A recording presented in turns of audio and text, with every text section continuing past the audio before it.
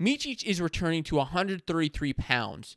I talked about this on Wrestling Headlines. I even sent out a tweet the other day just talking about what Micic's timeline is. Like, how the heck is he able to compete for 8 seasons? Now, he wasn't competing all 8 seasons. And I want to clarify some of my comments a little bit about it, because I think Micic is going to absolutely dominate at 133. And some of the feedback is like, okay, yeah, he's going to dominate because he's like 42 years old.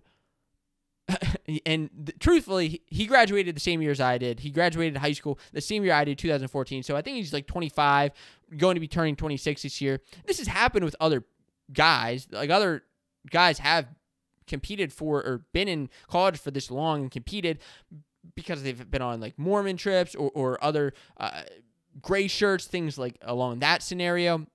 But Micic is back, and that's exciting. And I mean, if he's able to take advantage of this opportunity, all the power to him. So Micic is returning to 133 pounds.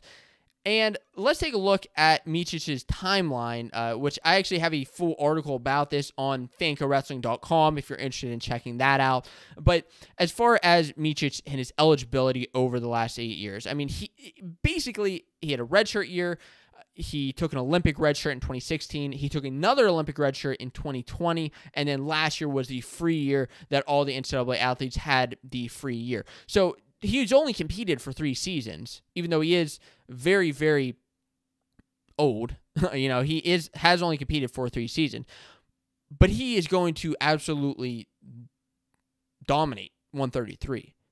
So what makes Micic so special? I mean, Micic has always done well in college. I mean, he's a 3-time All-American. He's an Olympian, one of the 2 Olympians coming back to wrestle at Michigan. He has a solid resume of wins in his career. I mean, over Sebastian Rivera, that was an incredible, very fun super match, to be honest with you, that happened a couple years ago when Sebastian Rivera bumped up from 125 to 133 to wrestle Micic. But I want to see that match happen again, especially if Sebastian Rivera is back down at 133 pounds. Now, Micic is somebody who is a bit lanky. He's a pretty big guy for 133 pounds. He's very quick, and he has a lot of that freestyle prowess. Like, his freestyle training over the last few years, I mean, many of his college years, he's been training half freestyle and half folk style, like more so than a lot of other guys. Now, as far as his resume, I mean, his wins over Cade Brock, John Ernestine, Luke Pletcher, Austin DeSanto, Zach Sherman, Sebastian Rivera, Nick Suriano. He has just had a solid resume of wins throughout his college career, and I think that's going to bode well for him as he enters the upcoming season. So who are some of the contenders at 133 pounds this year? If you aren't aware, some of these top guys: Roman Bravo Young, Daton Fix, Sebastian Rivera, DeSanto, and Nick Suriano. We still don't know what the heck's going on with Nick Suriano, and it's still driving me crazy. I mean, come on, Nick Suriano, just make your announcement. Where are you going? You know where you're going. You know what weight you're going to return to. Just make the darn announcement. I don't know. That's my quick take on that. But Roman Bravo Young and Micic have never actually wrestled in college. I think this would be for a very fun match. Imagine just these 2 guys are just going to be free-flowing, scrambling the whole time. I can't wait to see that match should it happen. It's going to happen in the Michigan and Penn State duel, but we could see them wrestle multiple times this year, and I really hope that we do, because that's going to be a very fun one. Daton Fix and Micic have also never wrestled each other in folk style. They've wrestled in freestyle multiple times, but a lot of those have been kind of long ago that they've been wrestling in freestyle, not really any recent matches that have too much of an effect. But again, both freestyle guys, I think, are, to be honest with you, better at freestyle than folk style. That would be a great match too. Then we get into some interesting things, because Sebastian Rivera at 133 pounds, with Micic having that win over Rivera in the past, that 10-4 win, but it was different back then.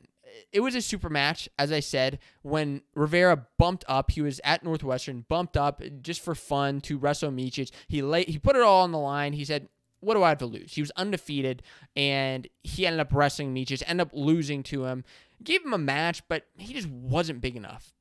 And now with Rivera possibly come down from 141 pounds, I think that's a very, very interesting matchup that could happen. Since, I mean, let's not forget, Rivera is the guy who beat Spencer Lee twice. He beat Spencer Lee twice, and, I mean, enough said.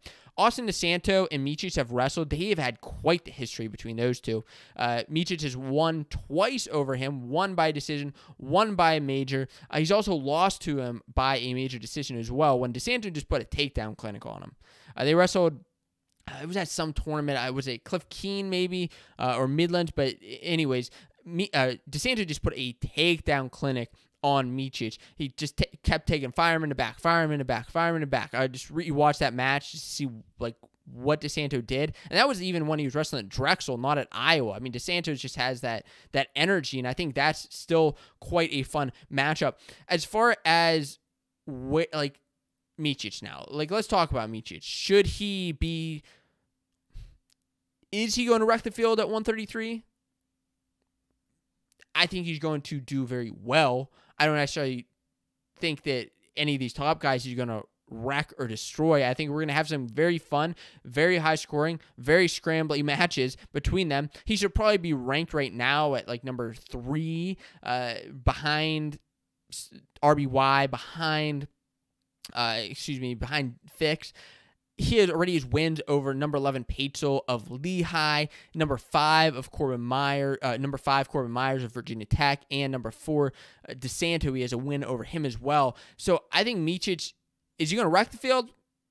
Maybe some guys, but he's going to be real competition at 133. If you like this clip and are looking for more wrestling news and discussion, I recommend you check out the full Fanco Wrestling Show podcast, which is live on this YouTube channel every single week. You can click here to subscribe to be notified of new and upcoming videos, or you can check out the Fanco Wrestling Show on your favorite podcasting platform to listen on the go. Stop stalling and start listening today.